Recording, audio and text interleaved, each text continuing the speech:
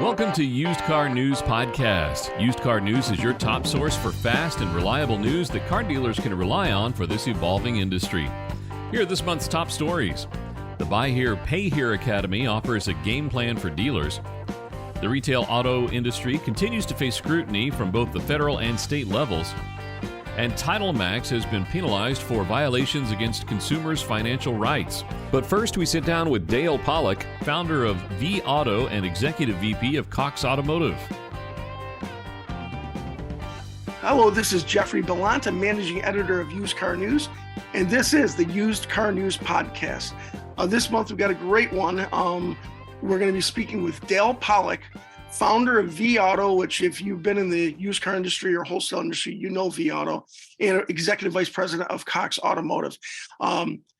Dale has got a great resume. He is the son of an auto dealer, and he's a graduate at the top of his class at DePaul University's Law School, best-selling author with a half dozen books, also four-time winner of the American Jurisprudence Award, the 2010 Ernst & Young Entrepreneur of the Year Award, and a member of the Chicago Area Entrepreneurship Hall of Fame. But a lot of us might know him from last year. The National Independent Automobile Dealers Association named him into the Ring of Honor, which is a very small group, a very prestigious group. And in giving him that award, the NIDA said that Dale is a pioneer of management, metrics, and technology in the auto retail industry who changed the way dealers look at inventory. He's helped countless dealers over the years with his investment-minded approach to used vehicle management and has had a monumental impact on our industry. And of course, going back, he did found vAuto in 2005, really a huge sea change in the whole idea of vehicle inventory management. So Dale, welcome.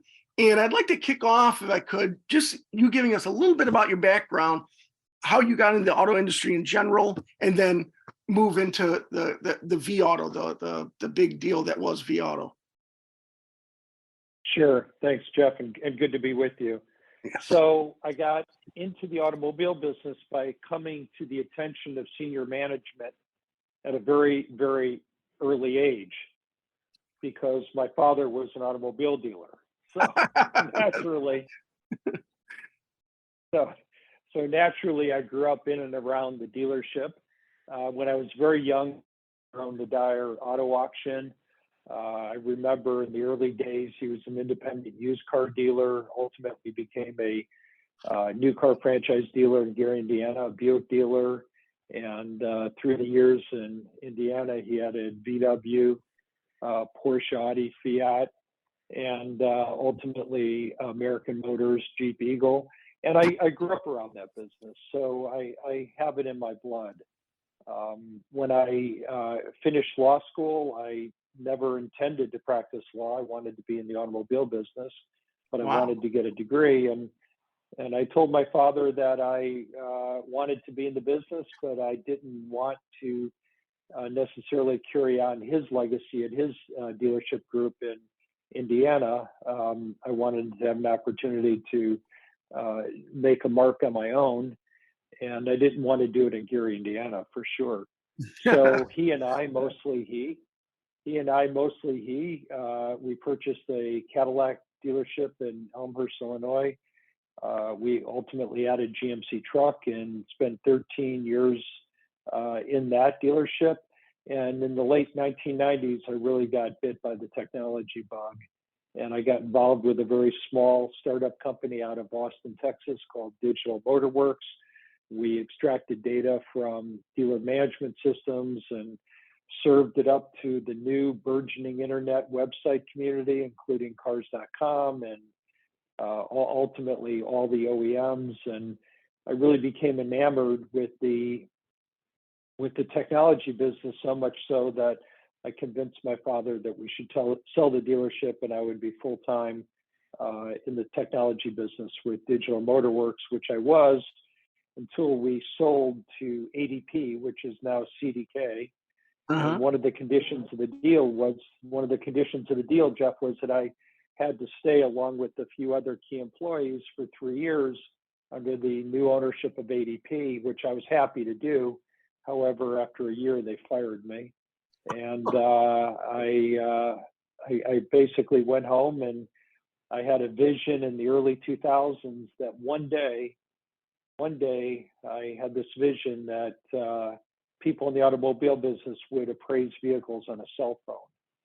And I created my initial solution, which was called vAuto, which gave the industry for the first time in the early 2000s the ability to appraise a vehicle on a cell phone, which at that time was not a smartphone. Holy So if you cow. entered a VIN number, if you entered a VIN number, you had to, if you recall, the number one or number two keypad is ABC, Yes. DPF, and it was a nightmare. But I created that solution and called it vAuto.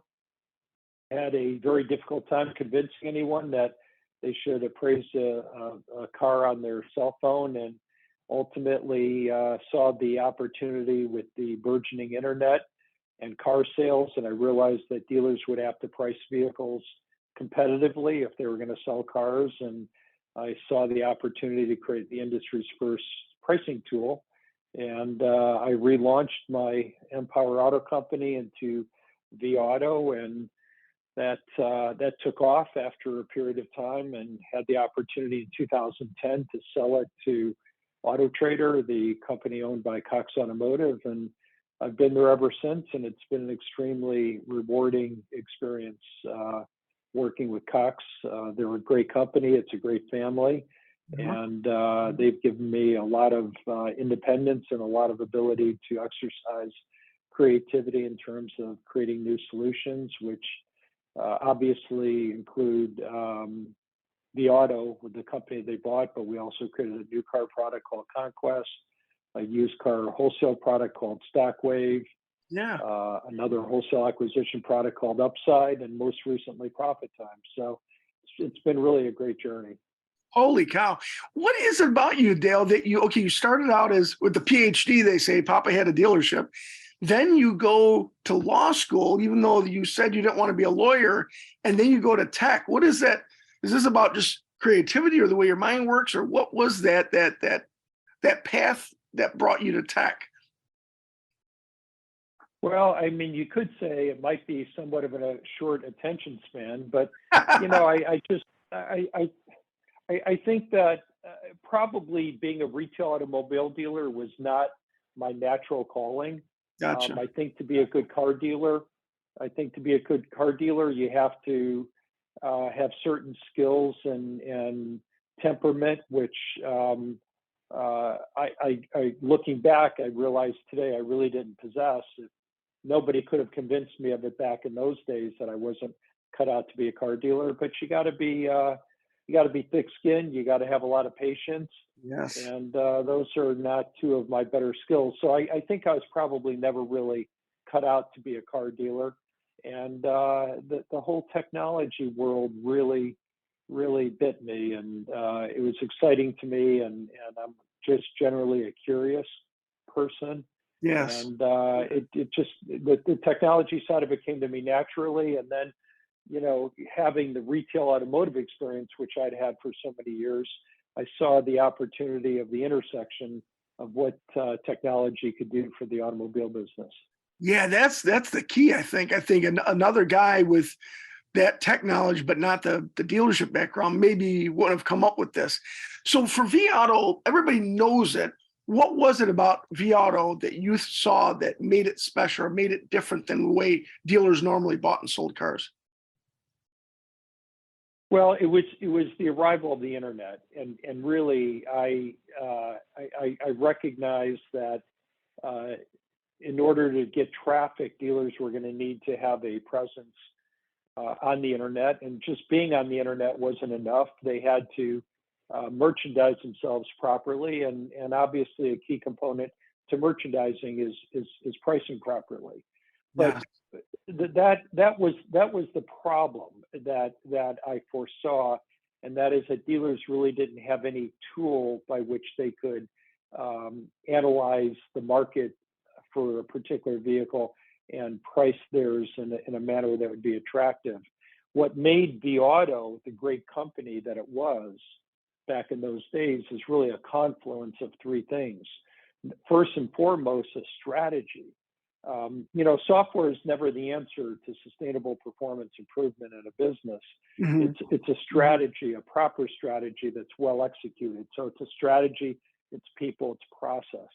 And what I envisioned in those early days is that while the automobile business was very focused on maximizing average gross profit, I recognized that total gross profit was really the end game, and that dealers could achieve more total gross profit if they were willing to take a little less on a per car basis and get more volume. So I created what we now know today as the velocity method of management.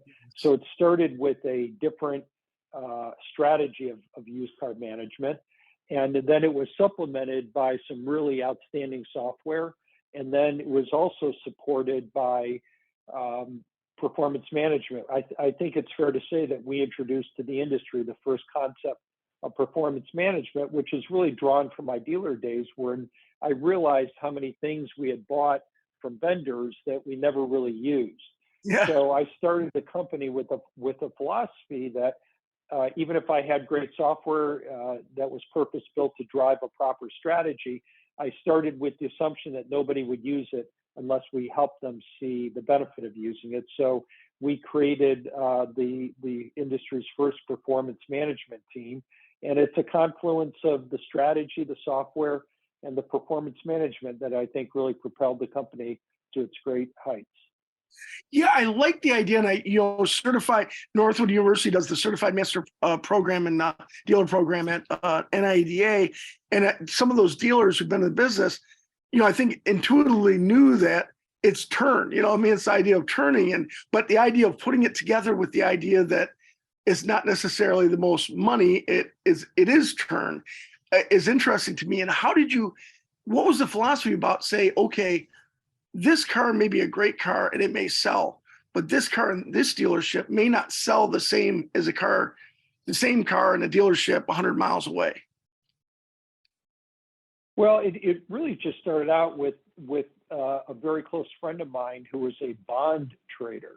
Mm-hmm. And talking with him one day, he said to me, he says, Dale, there's really no such thing as a bad bond. There's only a bad price for a bond. Mm. And I thought about that, and I thought to myself, that's really true with cars too. There's no such thing as a bad car. There's only a bad price for a car. Now, what is a good or a bad price for a car might vary, and probably does vary from market to market, and maybe even to a certain extent we know now might vary a bit from dealership to dealership. But essentially, price, while it's not the only driver of a vehicle's sales success, mm-hmm. it is certainly one of the key core components of it. So it really came down to recognizing that there's no such thing as a bad car, only a bad price for a car. Yeah, that's excellent. That's really good. And for you, you mentioned the confluence that brought these things together. How long did it take dealers to understand that? Because so many times we see, especially independents, they go by gut or feel, and sometimes that gut or feeling is right. But how did you get them to say that your gut could be wrong and that your philosophy could be wrong? Your gut could be telling you something wrong in this thing, and this is what's right. It was really a very, very slow adoption curve. I mean, to some people from a distance, it might seem like vAuto came out of nowhere, but in reality, it was a long, hard slog. When I first started out in the early 2000s talking to dealers about the need to price their vehicles competitively because of the internet, for years, literally for years, dealers told me they didn't need it because not all their customers use the internet. And then when they finally started to come around to the fact that maybe this internet thing really was going to catch on, they still resisted pricing their car right, because they were locked into the sort of old mentality of trying to convince people that their car was worth more than it was. And I suppose probably the real breakthrough moment perhaps was in 2006, when I was extremely frustrated that very few people would see the value in my pricing software. and I had everything I owned invested in that software, and I was essentially going broke. And out of frustration, and it truly was driven from frustration, where I felt like I wasn't understood in the industry, I decided to write a book. And I was advised not to do it by many people because they felt that it would take away from me being in the market trying to sell the software. Right. And I went ahead anyhow. I wrote the book, and that was my first book I published in 2006 called Velocity from the Front Line to the Bottom Line. And that book went viral. And as that book went viral, then for the very first time, dealers started to call me instead of me trying to get an appointment with them. They started to contact me. But I think what was going on in the market at that moment in 2006 was really what made the book go viral. And that was that new car production had really gone wild. There was just way too many used cars. The manufacturers were discounting them. It was the introduction in that era of 0% financing and employee incentives or employee purchase programs available to everybody. And essentially, it got to a point where there was no money in the new car business. So for the very first time, probably in decades, dealers turned their attention to used cars. And when they turned their attention to used cars around 2006, 2007, they really didn't know how to be successful in the context of the new internet shopping era. So my book really spoke to that. My first book spoke to that, and specifically to the issue of pricing. So again, it was timing, it was luck, and to a certain extent, just positioning myself in the right place at the right time. Boy, that is great. And that, all the great business stories are kind of like that, it seems. So I think maybe it's not luck, because all those great business stories always say that it's luck, but it's not, I don't think. But you're right, timing and the whole idea of the right time or right place does help. And then for the other thing regarding cars, I always hear that dealers say the money is made when you buy the car, not when you sell the car. And not every dealer understands that. And then the other idea of like the guy who's got 100 cars on his lot, but he probably only needs to carry 25. Is that part of that velocity or vAuto thinking? Clearly, the first point you referenced about making money when you buy the car was very much core to the initial product that I launched, that I referred to, called Empower Auto.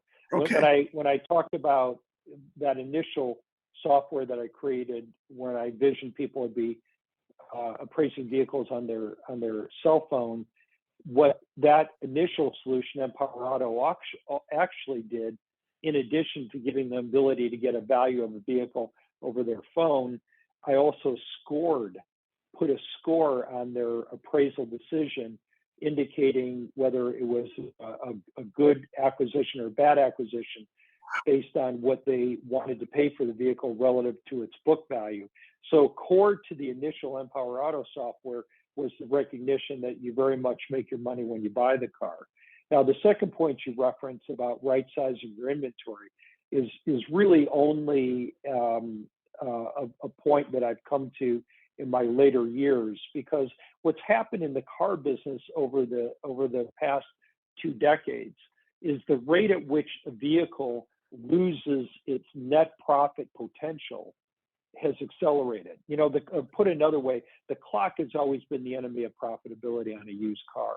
Yes. But in recent decade, the clock runs much faster than it used to, because many more dealers have pricing tools, and they're ever more inclined to make more price increases, more frequent price increases, and larger price increases, almost always in the downward direction. So the rate at which a vehicle in inventory loses its net profit potential has greatly accelerated. And for that reason, a vehicle really doesn't have a shelf life, a viable net profit shelf life, as it used to, for about 60 days. Today, the average vehicle in a dealer's inventory runs out of net profit potential somewhere around 30 days. You could sort of use the analogy of a piece of fruit that maybe would be good for 60 days, now is really perished after 30 days. So once you recognize that fact, then you recognize the next fact, and that is that if you want to make more money or avoid losing money, you have to reduce or eliminate the number of vehicles that you sell from stock that have been there over 30 days. And the only way you're going to do that is not to stock more vehicles than you sell in a rolling 30-day period. So that revelation or that insight to success in the car business, not stocking more cars than you sell in a rolling 30-day period, has really been an outgrowth of the recent decade in which vehicles depreciate much faster than they used to. That is great. I love that illustration of the fruit. That really, boy, that's a great illustration, because it is hard to understand as a dealer when you buy these cars, you're gonna love them, you got to invest it, you don't want to lose money. But the idea that at some point, the only question is how much money you're going to lose. And I always hear guys who are on the remarketing side or the auction side hammering dealers and say, you got to turn, you got to let go of it. And connected to all that, I'm listening to you talk about things that were a struggle for you to get in the market, and now they're ubiquitous. You've got, everybody thinks like that, the green or the red on, sell the car now, sell the car later. So that's just got to make you feel good that this vAuto did have a huge impact. Right. And the key there is when you're on the right side of logic, even though it might be slow to be uptake, on the uptake, when you're out on the right side of logic, it will never fail. So just sort of understanding the fundamentals properly and building software that's purpose built to drive those types of behaviors, it is going to win.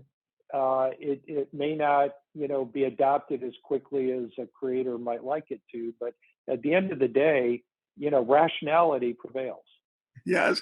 It's funny. I think about like analytics. Everybody in sports hates analytics, but in sports, it's a little different. I think analytics works to a certain extent because there's still people and things that could break down, where your system with this is a little bit different. And the market is a little bit more reliable than, a guy throwing a pass or catching a pass. So that's really interesting. Now, what I loved is right. But let me just say that the market doesn't work every time on every car as you think it should. But on average, it works. It works 100% reliably, but not necessarily on every vehicle every day. But on average, Of course. Yeah, Now, we had an earlier conversation, and this is really what I think says a lot about you. At this point, vAuto is just a success. It's changed the market, and there became a point where I don't want to say vAuto run its course, but you saw that there had to be a different evolution. Can you tell me about that? Thank you. I mean, this is my proudest accomplishment, because we all know of many once great companies that are no longer around or a shred of what they once were. Kodak, Blockbuster, Border Books, and these were companies. These were very successful companies, but for one reason or another, they failed to adapt to a changing environment.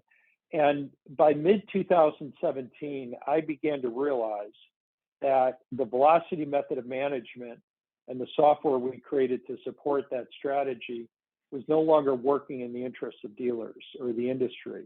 And that's not to say that it was wrong. It wasn't wrong. It helped many dealers become very successful.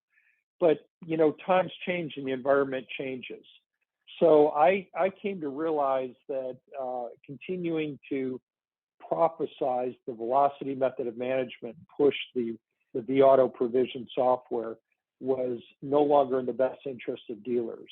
And I was able to explain that to the leaders of Cox Automotive and said to them that either we need to find another way forward, a better way forward for dealers, or we were going to have to really suffer a very significant decline in our vAuto success business, or business success, and in doing so would not be servicing the dealers. So they gave me the authority. One sec, Dale. One second. I don't want to go forward yet. Just one second on that. What was it that you said was assigned to you that going forward was not the right way vAuto as it was? Was there a significant? Well,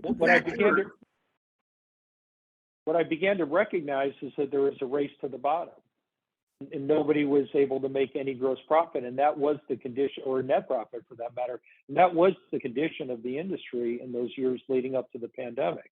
Right. So, along the way, Jeff, dealers used to say to me, Dale, if everybody used your philosophy and your software, would it ever get to a point where nobody would be able to make any money? And I used to say, no, I don't think that will happen. What happened, it's interesting what happened. So I think it's fair to say by 2006, most every dealer came to recognize, I'm sorry, excuse me, by the spring of 2016, Right. spring of 2016, three things were in place. Number one, most every dealer came to recognize by that time that the used car business was the internet, and the internet drove traffic. Mhm. Number two, it's fair to say that by 2016, most every dealer had a pricing tool. Mhm. But here's what really lit the match for the race to the bottom. You went back to automotive news and you looked at the most written about story in the years leading up to 2016, specifically 2014-15. The number one written about story was the rise of short-term leasing, showroom leasing, short-term showroom leasing. And with the rise of short-term showroom leasing, you could have a line of sight to when the first tsunami wave of lease returns was going to hit the dealer and wholesale shores. And guess when that was? It was in the spring of 2016. So in the spring of 2016, the first tsunami wave of lease returns started to hit wholesale auctions and dealers' lots. And what do you think dealers do when their lots swelled with a lot of inventory? They had a pricing tool and they weren't afraid to use it. Well, what we could see happening in our database starting in 2016 is we could see that the number of daily price adjustments suddenly picked up. The amount of the price adjustments, almost always in the downward direction, grew steadily. And that's what really tipped off the race to the bottom. And then every month thereafter, we kept seeing new waves of lease returns. So dealers were really flooded with late model, high dollar used cars, and they were desperate to get rid of them. And the race to the bottom really took off. So that's what made me realize by 2017 that our philosophy of velocity management and the pricing tool that we're selling was really no longer doing them a service. How hard, and then we're going to get right back where you were with going to Cox, but how hard was that as a person? This was your baby, and you knew it was something you tried to convince people to be successful. It was hard to get over the hump, become successful. Now you're at the point where you see maybe it's run its course. Is that hard to give that up and to go to something new, or is that just the nature of entrepreneurship that you're gonna do that? Well, it's really hard to give it up because, like you say, it is your baby. I built my reputation on it personally. I built a company on it, and there was a lot of revenue attached to selling and supporting that For software. sure. But you see, this is why most big legacy successful companies are unable to make the transition, because if you can make the transition, which we are, there's a lot of disruption. Yes. There's a lot of people saying, hey, wait a minute, you told us to do it this way. Now you're telling us to do it that way. Are you doing it just to sell us something new? It's very disruptive. It's very hard. And I'm very, very proud of Cox Automotive, because at that point in time, I was no longer just an independent entrepreneur. I was still an entrepreneur, but I was inside of a very large structured company that did not necessarily have to see it as I was seeing it. For sure. In fact, Yeah, they had definitely. every incentive perhaps not to. But much credit to Cox Automotive. They're a 120 plus year old family run company. and their head is truly in the right place. And when I explained to them why it was the case that we're no longer serving the interests of the dealers, and I showed them that we actually found a better way forward, they said, we have your back. Let's go out and do the right thing for the industry, knowing that it would be disruptive, and it has been disruptive. But so what is the change? Really, what is the change? Yeah.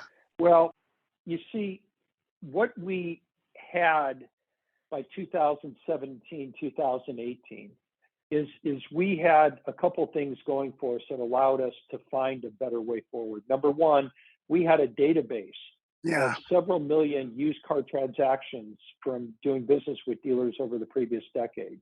And we also had the benefit then, as we do today, of some really brilliant people. And what we began to understand through a lot of data analysis and discovery is that we could predict the return on investment of a vehicle based on its profile before it actually sells, while it's sitting in the dealer's inventory. And we could predict its ROI outcome better than 90% of the time. And that was really the big breakthrough, because once you can identify the characteristics of a vehicle that actually predict or reflect its future ROI potential, then what you can do is you can work with that vehicle on a varied basis, hence the name of our new strategy, which is variable management. And the reason we call it variable management is now, instead of taking a one-size-fits-all approach to every vehicle, which essentially is what Velocity did. Velocity, if you really boil it down, said price every vehicle as competitively as you can, as fast as you can, the more turn, the better, as if every vehicle is the same.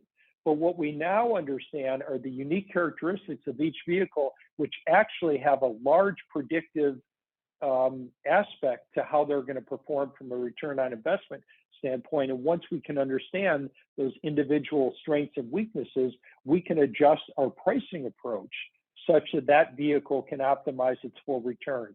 And the analogy that I would give you to help understand this concept, Jeff, is parenting. You know, if you're a good parent, does that mean you give your kids all the same things or treat them all the same? No. The concept of being a good parent is that you have the ability to recognize in each child their individual strengths and weaknesses, and hopefully have the ability to give each child that which they need to realize their full potential. Well, now through data and data discovery, what we can now understand is that every vehicle on our lot holds a different return on investment potential. And therefore, what we're going to do with variable management, not velocity management, is take a varied approach to each vehicle in a pricing aspect such that we can optimize its return on investment. So you might ask, what's that different pricing? Well, we've always believed that there should be an age policy. But now what we know, because we know better, is that it no longer makes sense that every vehicle has the same age policy. There's some vehicles that we need to turn faster, and other vehicles that we can afford to turn a little bit slower for the sake of higher profitability. And today we know pretty well which vehicles those are. And now we've created a pricing algorithm, and I want you to listen to this very carefully. Okay. Today we can predict the probability of any vehicle selling at any price in the next 7 days with a very high degree of reliability. Let me repeat that. We can predict the probability of any vehicle selling at any price in the next 7 days with a very high degree of reliability. Now, we don't want every vehicle to sell in the next 7 days. Right. We'd be leaving a lot of gross on the table. But what we do want is we want each vehicle to sell in an appropriate period of time to optimize its return on investment. So what we're able to do today is to provide a recommended price range on every car every day. And if the dealer were to accept the price within that range from day one, what would happen is they would sell their best cars in an average of 50 days, their next best category in an average of 40, their next best in an average of 30, and their toughest cars, the ones that are most distressed, they would be turning in an average of 20. And when you get that 50, 40, 30, 20, based on the 4 categorizations of vehicles, what you will have done is optimize your return on investment. Jeez. So for you, Mr. Velocity, was this just digging in the data that made you see this? Because obviously this is like more granular than what you were doing before. When you saw that philosophy that now it's not always velocity, it is depending on the individual car. What was that for you, that aha moment feel like? You know, If I'm understanding. when I realized what was going on, I knew two things, and this was in 2018. When I saw what was going on in the industry, essentially that dealers were pricing their worst cars to the highest, as if they stick around longer, the better they get. And they were cheap selling their best cars. When I came to realize that, I knew two things. Number one, that I was not going to retire anytime soon because the opportunity was just too huge. And the second thing I knew then, as I know today, is that eventually we will change once again the way that every dealership manages your used vehicles. And I know that sounds like a crazy claim, but the reason I know this to be true is that it's just too rational not to. Because what we can demonstrate to any dealer today, any dealer, is that their cars that are most distressed because they own for too much money, they have the highest market day supply and lowest retail volume sales in the market, are the ones that they have priced the highest. And their best cars, the ones they own for the least amount of money, they own the most right, the ones that have the lowest market day supply and the highest retail volume in the market, are the ones who are pricing as if they're distressed, as if they need to be blown out of here yesterday. And Jeff, this applies to 100% of the dealers in the industry. So when I discovered that fact, it is absolutely mind-blowing.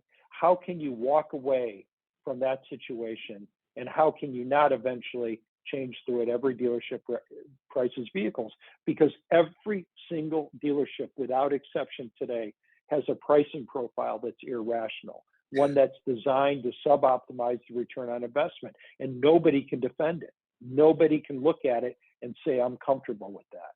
It is funny though. I can see though how that would happen, because you think the car that could sell, you want to sell that immediately, and the car that you have a hard time selling, you don't want to lose, so you don't want to lose money on it, so you hold it too long. But it's that other part, the idea that the fast selling car that you're underpricing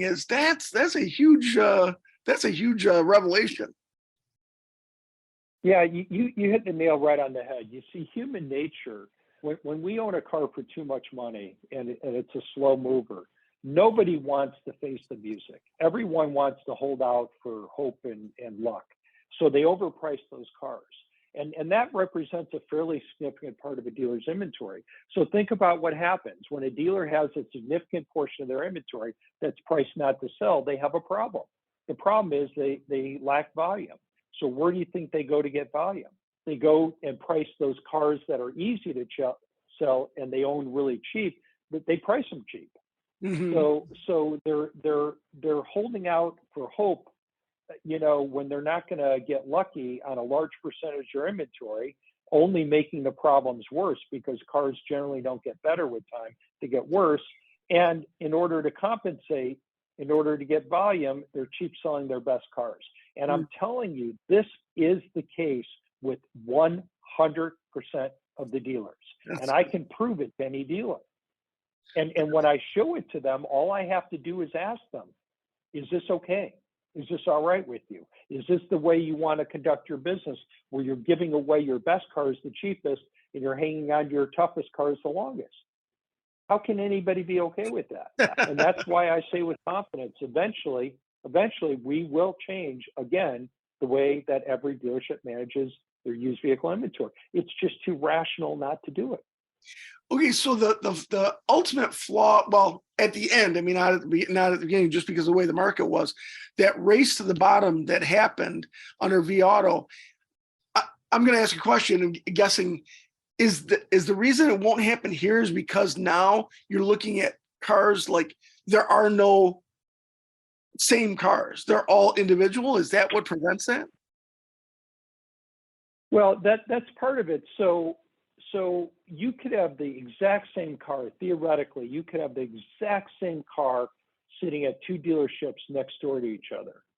And one vehicle on one dealer's lot would be what we call a platinum vehicle, one that should generally be priced higher, turned a little bit slower for the sake of higher gross.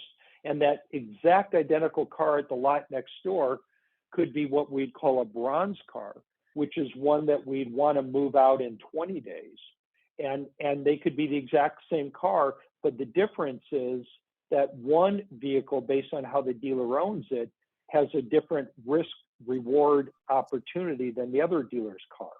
So unlike velocity, which was, as I said earlier, a one size fits all approach, where every dealer would price that same car ever cheaper, you can imagine two stores sitting next door to each other with the same car, they just keep undercutting each other's price. Well, in our new variable management approach using the Profit Time software, if two dealers had exactly the same car, but they own them for different money, the system would have one dealer holding out for a much higher price than the other dealer. So I don't think that this approach has that same risk of creating a race to the bottom for that reason. Excellent. And we talked about this before, and one of the things that's interesting, because Cox is such a data monster, it's such a data behemoth, they did such a great job in collecting these companies for information.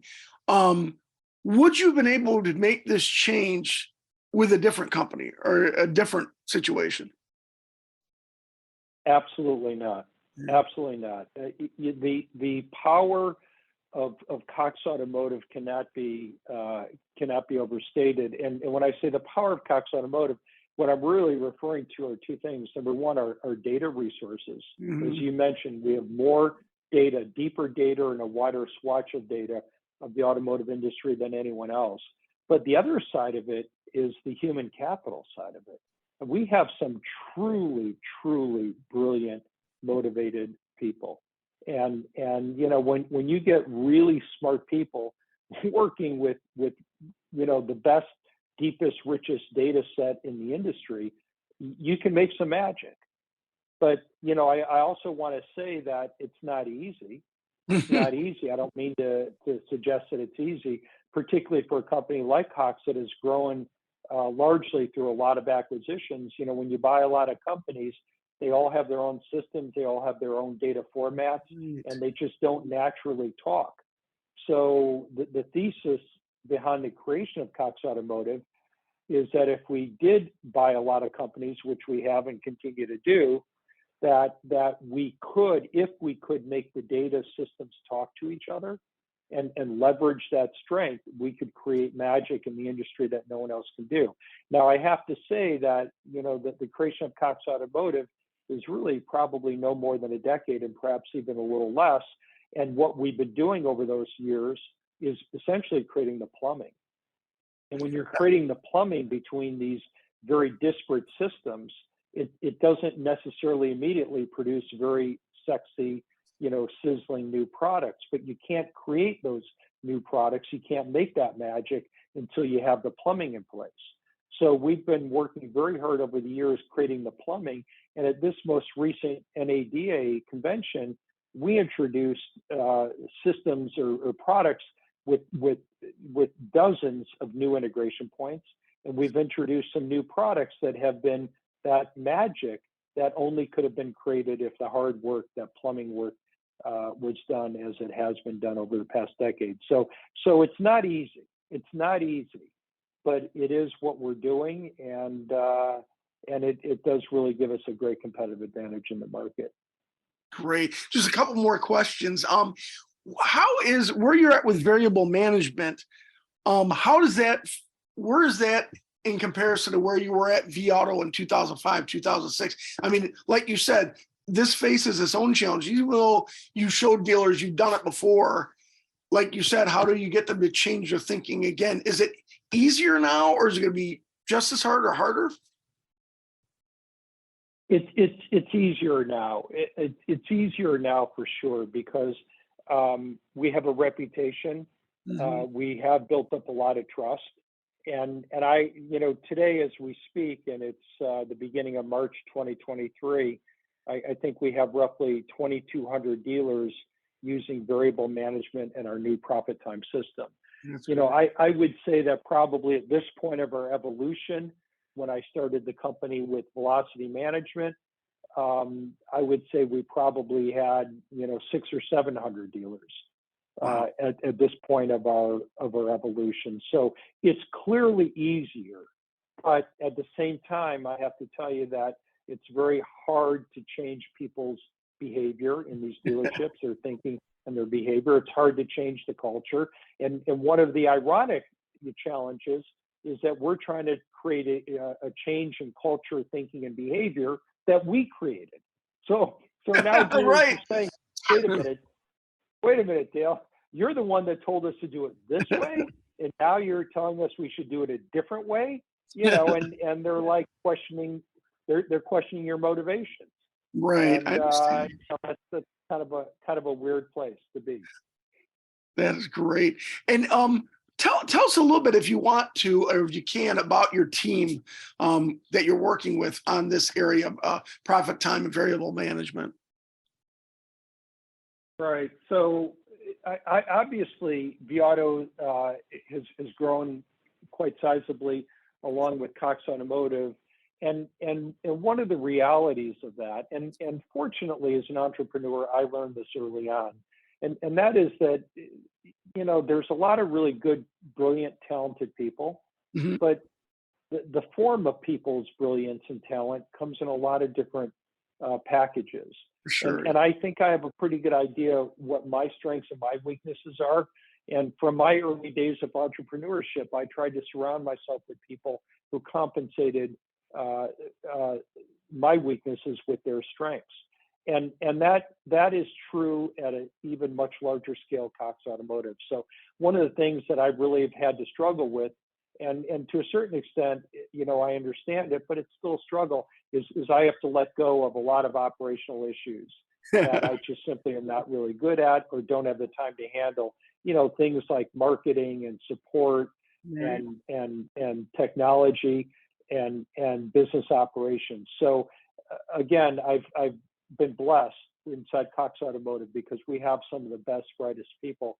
And today, vAuto is led by a gentleman by the name of Derek Hansen, who I've worked with for probably the better part of the last decade at Cox Automotive, albeit he was in a different capacity. But today he is the business leader of vAuto, and Derek is a very, very intuitive guy. He's very bright, and he understands the culture that made our company great, and he allows us to continue to grow, but yet he brings to us a lot of leadership and guidance and resources, and also, from around from the rest of the organization, a lot of resources. So really very blessed to have a great management team led by Derek.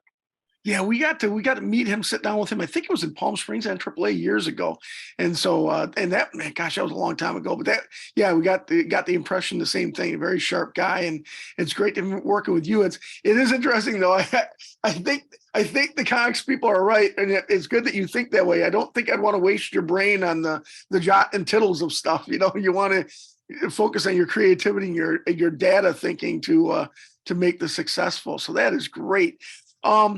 So yeah, boy, this is really good. I think I've really asked all I wanted to. Is there something that I didn't ask you about, Dale, or something that you wanted to share that we haven't got to yet? Well, I guess one of the things, having started out as a small, entrepreneur and now being part of a big company, is that there's no question that Cox Automotive is the big dominant player in the industry. And I think anytime you have somebody of the size and nature of Cox Automotive, it easily makes people often very cynical. And I want to, tell your listeners something that is just core to me. I would not work a day for anybody if I didn't believe in my head and my heart that their head and heart was not in the right place, because I owe everything I have to the automotive industry, to dealers. I was a dealer, my dad was a dealer, but most importantly, a lot of dealers have put their trust in me. And as a big company, we do make our mistakes.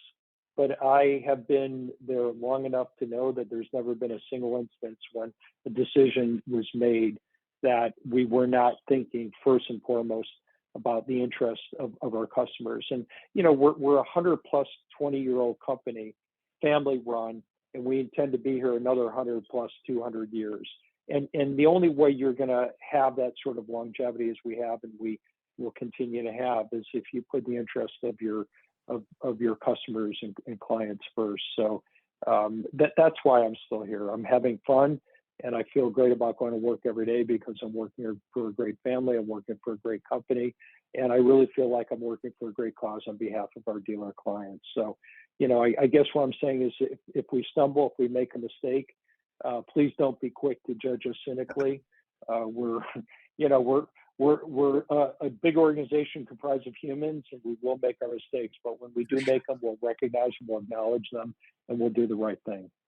And for somebody who came from this small, even your dad, the mom and pop dealership, to your start at vAuto to here, obviously you have the experience to know of what you say. So that's a pretty good endorsement.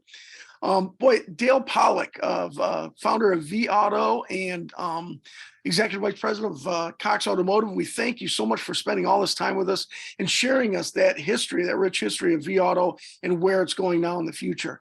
So we do appreciate it, and we really hope listeners will enjoy this podcast. I think they will. Thank you, Dale. You're welcome. Thank you, Jeff.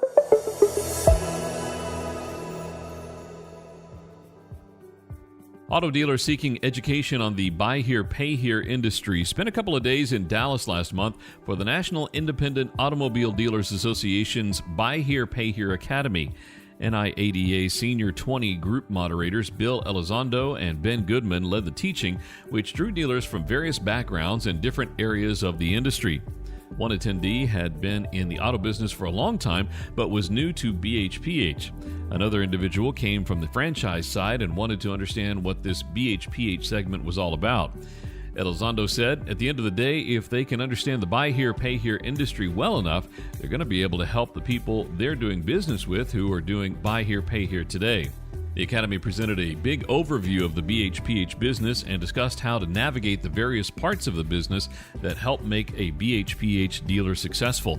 Sessions on sales, operations, collections, and benchmarks were some of the topics.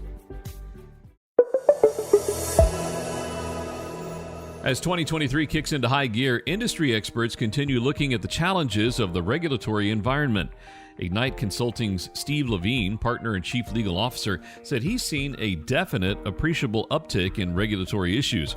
Things seemed to end quietly on the regulation front at the end of 2022. Levine remarked that it was almost too quiet. Levine heard about a complaint against a leasing company accused of making deals that were retail installment contracts, not leases, and another situation where regulators were picking apart convenience fees. Concerns over regulatory issues typically relate to federal agencies like the Federal Trade Commission, the Consumer Financial Protection Bureau, and the Equal Employment Opportunity Commission. But Levine says the issues he sees popping up are coming from the states. Levine also spoke on a New York issue where, as he said, regulators are saying lenders cannot just look at a potential customer's income when dealing in car loans. It's not about down payment as much as it is about weekly or monthly living expenses. The other proposed rule that Levine blasted was the FTC's proposal to ban non-compete clauses, which it claims presents an unfair method of competition. Levine said it's so broad, there's no carve-out for the sale of businesses.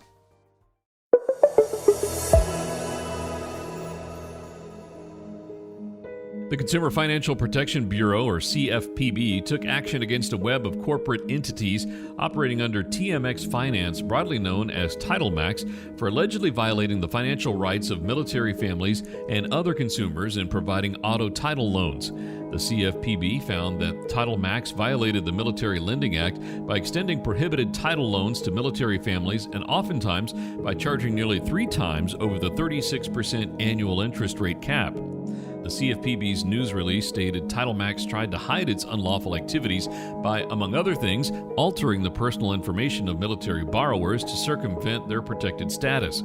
The CFPB also found that Titlemax increased loan payments for borrowers by charging unlawful fees. The The CFPB's order requires the company to pay more than $5 million in consumer relief and a $10 million civil money penalty.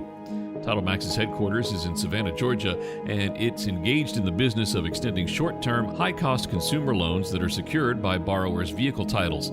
According to Titlemax, consumers can receive a title loan of up to $10,000. Titlemax is privately owned and currently has more than 1,000 locations in 18 states.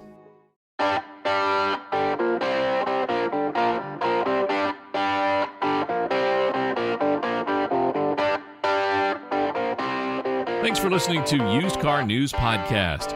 Each month, we'll bring you fast and reliable news that car dealers can rely on for this evolving industry.